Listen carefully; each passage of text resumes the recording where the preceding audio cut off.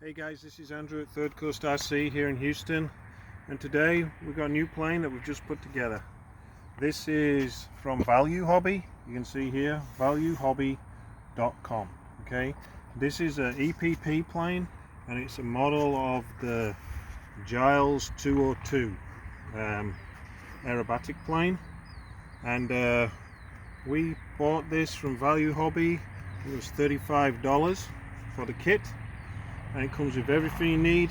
The hinges are pre-hinged for the ailerons and the elevator and the rudder. They're all pre-hinged, so you don't have to worry about gluing them or anything like that. It's made of 8mm EPP foam, and we put it together in one evening using a little bit of like welders type glue, the glue that actually Value Hobby sell. You can buy a tube of it for $3. We ordered it with the plane, and we used, to put it together, we used 5-gram servos, just little small 5-gram Hextronic servos. These are like $5 a piece. So there's one, two, well, just one for the ailerons, it's a shared aileron, one for the elevator, and one for the rudder here. I put a longer arm on the rudder here, and so that's what, $15 for servos, $35 for the kit. We're using a little 10 amp Hobby King ESC that costs again about $10, and we're using a motor that comes from Value Hobby, the one they recommended, $10. So what are we at? 35, 45, 50, 60, 70 $70 for everything we needed to get this plane in the air, except for the receiver. I'm actually using a Spectrum receiver because I had this lying around. Yeah, you can get one of the orange ones from Value Hobby for $10 or $12 if you don't want to use a Spectrum one. I have a Spectrum DX8 radio, so it works well with that, and I had this one kicking around, so just use that. The plane went together really well. We built it on tile floor, so just keep it all nice and straight. You glue the wings together, then you put the tail together, and then the most time consuming part is wiring up the little leads on for the motor, and doing the rods that go from the servos to the surfaces. It's not difficult. It just, you have to put a little bit of glue on there and then heat shrink around them and make sure you're having the right length. But it went together. We put it together in one evening. Okay, it was 1 o'clock in the morning by the time I'd finished it. I think we started about 7, so 5 or 6 hours. Well, we weren't doing it constantly all the time. Went for a walk with my family and stuff like that evening. But we're running a little prop here. You can buy these props, like, it's a 8 by 4.3. You can buy these for like $10 for like 4, so it's not expensive. And we're going to fly it on little GeForce 500 milliamp 30C batteries. So this plane, I'm sure, is going to fly really well because we built it nice and square and everything, so I'm pretty sure it's going to fly good. So we're going to get set up now, and we'll be right back. Alright, so we're ready to fly. One thing I forgot to mention is that we haven't done any additional modifications to this plane. Sometimes with foam planes you have to put extra carbon spars on there to stiffen it up, but it comes with this extra piece of EPP and like this wave pattern here, one for each side, and that really stiffens up the central axis of the plane. The wings have got the carbon spars in, and we glued them in. That was one of the first things you do. And this is really cool. I've not seen this before, and it works really well on this plane, and I think it's really going to give it some good flight control. It's not going to twist like sometimes EPP planes do in flight. So we're ready. We'll check the surfaces here. They look good. Good as good. Got tons of throw on that rudder, look.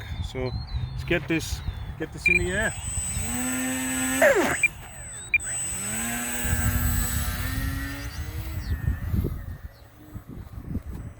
So straight away, feels light.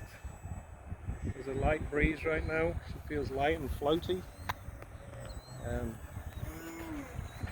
She'll do a loop almost within her own body length there, hovering, no problem at all.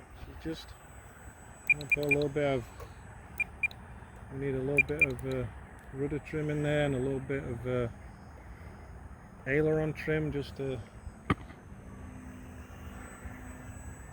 get her flying straight there. A little bit more aileron there. There we go. She looks to be flying nice. She's got a lot of elevator authority, as you can see.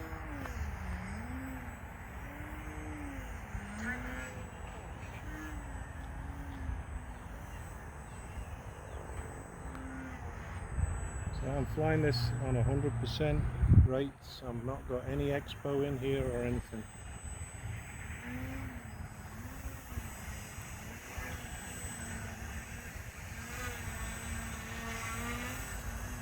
No problem with the hover.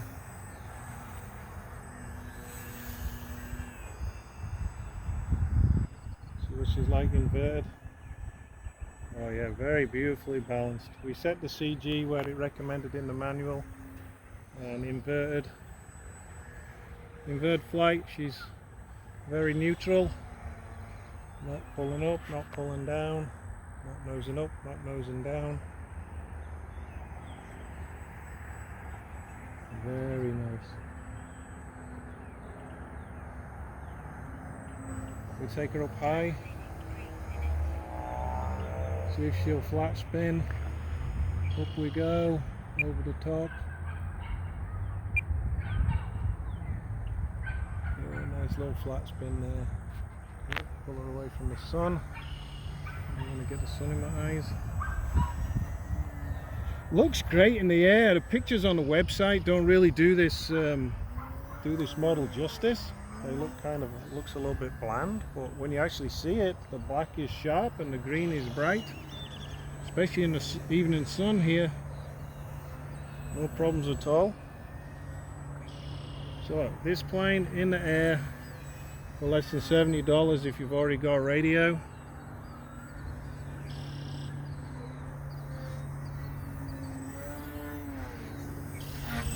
First time I've really flown her, so I'm just going easy here. I'm just going to try and see if she'll do a rolling circle. Let's see.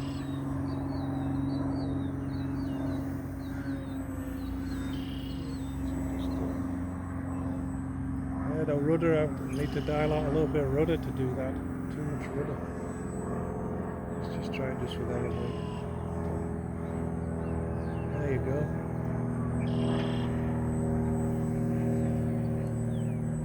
One kind of loose rolling circle. No problem. So I think this is going to be a great little plane. Got this plane mainly for my son, who's taking a video to learn how to fly. He's already flown a trainer plane a few times, so this little model he's excited about getting a little bit more aerobatic flight.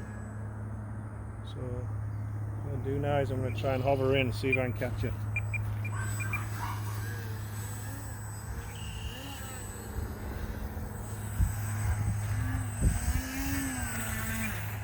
Got it.